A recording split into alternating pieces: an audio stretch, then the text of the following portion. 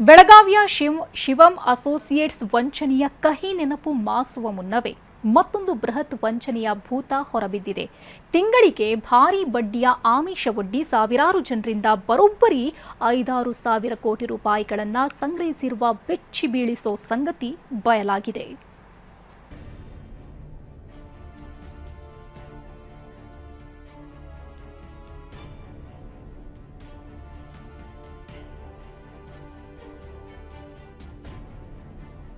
ನಮ್ಮ ಪ್ರಕಾರ ಪ್ರೈಮಾ ಫೇಸಿ ಇದು ಅನ್ರೆಗ್ಯುಲೇಟೆಡ್ ಸ್ಕ್ಯಾಮ್ ಸ್ಕೀಮ್.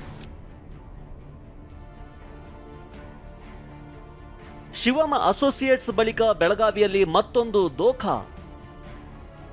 ತಿಂಗಳಿಗೆ 5% ಬಡ್ಡಿ ಆಮಿಷ, 5-6 ಸಾವಿರ ಕೋಟಿ ವಂಚನೆ.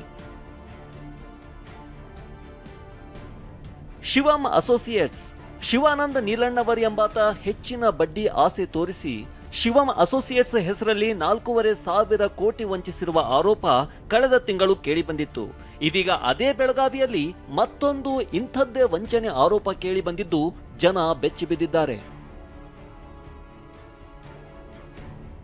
ಅಂದಹಾಗೆ ಇದು ಬೆಳಗಾವಿಯ ಭಾಗ್ಯನಗರದಲ್ಲಿರುವ ಆದಿತ್ಯರಾಜ್ ಕ್ಯಾಪಿಟಲ್ಸ್ ಪ್ರೈವೇಟ್ ಲಿಮಿಟೆಡ್.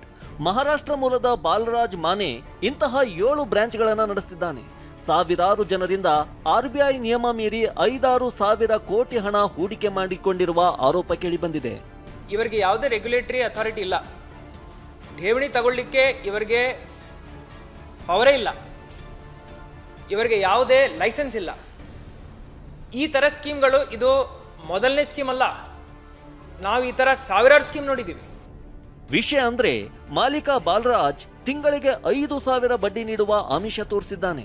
ಅಂದ್ರೆ ವರ್ಷಕ್ಕೆ 60% ಬಡ್ಡಿ ಹಣ ಕೊಡ್ತೀನಿ ಅಂತ ಸಾವಿರಾರು ಜನರಿಂದ 5-6 ಸಾವಿರ ಕೋಟಿ ಹಣ ಸಂಗ್ರಹಿಸಿರುವ ಆರೋಪ ಕೇಳಿ ಬಂದಿದೆ.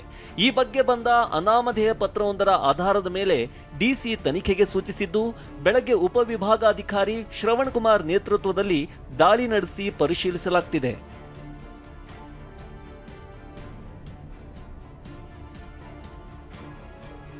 ಇನ್ನು ದಾಳಿ ಆಗ್ತಿದ್ದಂತೆ ಸರ್ವರ್ ಡೌನ್ ಇದೆ ಅಂತ ಮಹಾರಾಷ್ಟ್ರದಲ್ಲೇ ಕೂತು ಮಾಲೀಕ ಬಾಲರಾಜ್ ಚಳ್ಳೆಹಣ್ಣು ತಿನಿಸೋಕೆ ಯತ್ನಿಸಿದ್ದ. ಆದರೆ ಪಟ್ಟು ಬಿಡದ ಅಧಿಕಾರಿಗಳು ಸೈಬರ್ ಕ್ರೈಮ್ ಪೊಲೀಸರನ್ನ ಕರೆಸಿ ಮಾಹಿತಿ ಜಾಲಾಡ್ತಿದ್ದಾರೆ. 2 ACP ಸೇರಿ 50ಕ್ಕೂ ಹೆಚ್ಚು ಪೊಲೀಸರು ಮತ್ತು ಕಂದಾಯ ಅಧಿಕಾರಿಗಳು ಇನ್ನೂ ಕೂಡ ತಲಾಶ್ ಮುಂದುವರೆಸಿದ್ದಾರೆ. ಮಧ್ಯರಾತ್ರಿ ಕಂಪ್ಲೀಟ್ ಮಾಹಿತಿ ಹೊರಬೀಳುವ ನಿರೀಕ್ಷೆ ಇದೆ. ಸಹದೇವ್ ಮಾನೆ, TV9 ಬೆಳಗಾವಿ.